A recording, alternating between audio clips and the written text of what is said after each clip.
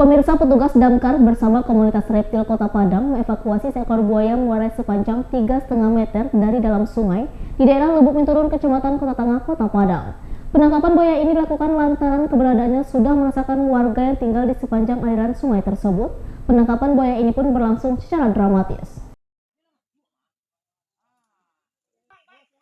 Dibantu oleh warga setempat, sebanyak 5 orang personel pemadam kebakaran dan sejumlah komunitas reptil Kota Padang menangkap seekor buaya muara yang berkeliaran di sepanjang aliran sungai di kawasan Sungai Bangik Lubuk Binturun, Kecamatan Kota Tengah, Kota Padang.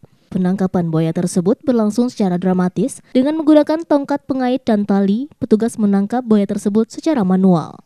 Setelah 2 jam kemudian, akhirnya buaya muara tersebut berhasil ditangkap oleh petugas.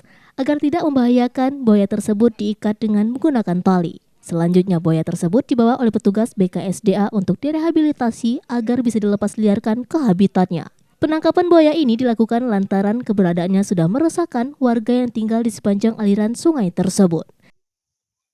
Laporan dari warga yang berada di Sungai Bangik, bahwasanya mereka melihat satu ekor buaya yang posisinya itu berada di sungai. Di bawah sungai ada mungkin sekitar 4 meter ya, dan itu cukup meresahkan warga. Laporan langsung kami tindak lanjuti dengan terlebih dahulu berkoordinasi dengan komunitas reptil amfibi Kota Padang dan BKSDA Provinsi. Kami sama-sama ke lapangan dan sampai di lokasi langsung melaksanakan penangkapan atau evakuasi buaya tersebut. Lama penanganan mungkin ada sekitar 2 jaman ya, karena buaya itu posisinya berada di dalam air, jadi memerlukan waktu dan ketenangan untuk dapat menangkap buaya tersebut. Dari Padang, Sumatera Barat, Budi Sunandar, iNews melaporkan.